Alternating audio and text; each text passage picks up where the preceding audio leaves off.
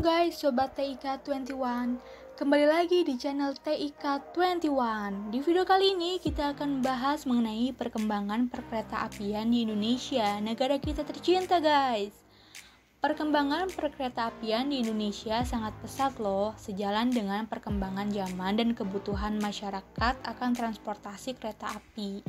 Jadi, bagaimana ya awal perkembangan kereta api dari masa ke masa? Sebelum lanjut, jangan lupa untuk di-like, komen, dan subscribe ya.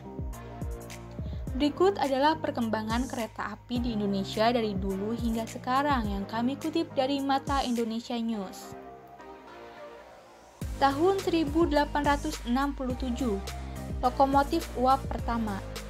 Pada tahun 1769, seorang insinyur asal Skotlandia bernama James Watt membuat sebuah inovasi mesin uap. Teknologinya ini kemudian diterapkan untuk mesin penggerak lokomotif uap. Penggerak berasal dari ketel uap yang dipanaskan dengan kayu bakar, batu bara, atau minyak. Inilah awal mula penyebutan istilah kereta api. Di Indonesia sendiri, lokomotif uap telah digunakan sejak tahun 1867. Kereta api saat itu mulai beroperasi di daerah Semarang. Lokomotif yang digunakan merupakan buatan Jerman. Tahun 1925, kereta listrik pertama. Teknologi kereta api listrik masuk di Indonesia pertama kalinya pada tahun 1925. Kereta api tersebut menggunakan lokomotif listrik seperti ISS 3201 dan beroperasi pertama kali di kawasan Jabodetabek. Awal mulanya kereta listrik pertama memiliki julukan si Bonbon atau Jokotop.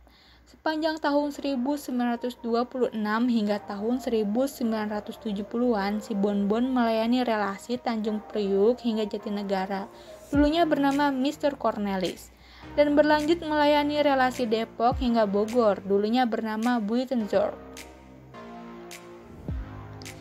Tahun 1953, dieselisasi meramaikan industri kereta api Indonesia. Perkembangan teknologi kereta api di tanah air semakin berkembang nih. Terjadi dieselisasi pada masa ini, di mana lokomotif uap beralih menjadi lokomotif diesel. Peralihan tersebut ditandai dengan datangnya lokomotif CC200 ke Indonesia dari Amerika Serikat. Lokomotif produksi General Electric tahun 1953 ini menjadi kereta diesel elektrik dengan kabin ganda pertama di tanah air.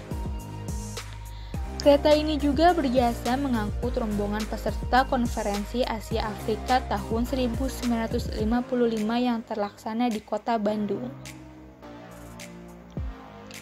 Tahun 2008, PT KAI mengembangkan KRL Jabodetabek. Pada tahun 2008 dibentuk anak perusahaan PT KA, yaitu PT KAI Komuter Jabodetabek, yang fokus pada pengoperasian jalur kereta listrik. PT KCJ memulai proyek modernisasi angkutan KRL pada tahun 2011 dengan menyederhanakan rute yang ada menjadi 5 rute utama. Proyek ini dilanjutkan dengan renovasi, penataan ulang, dan sterilisasi sarana dan prasarana termasuk jalur kereta dan stasiun kereta.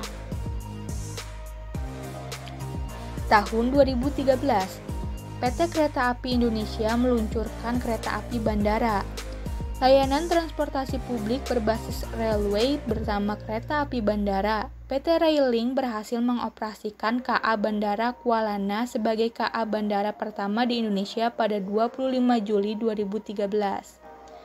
Setelah 3 tahun KA Bandara Kualana bertumbuh, PT Railing menghadirkan KA Bandara baru di ibu kota negara, yaitu KA Bandara Soekarno-Hatta yang melayani rute Manggarai sampai dengan Bandara Soekarno-Hatta sepanjang 36,3 km.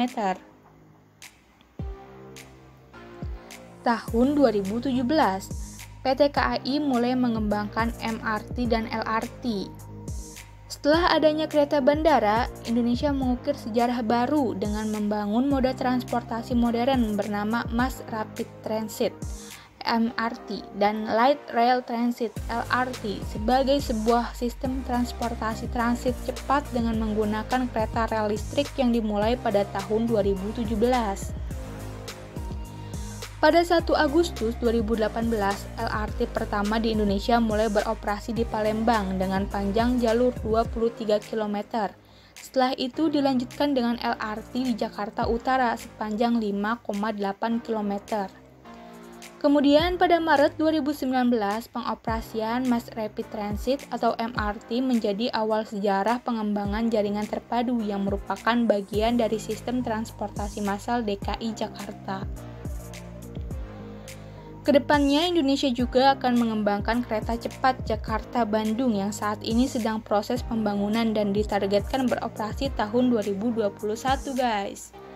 Nah, oke sobat, sampai sini dulu ya video kali ini. Nantikan video-video menarik selanjutnya. Bye-bye!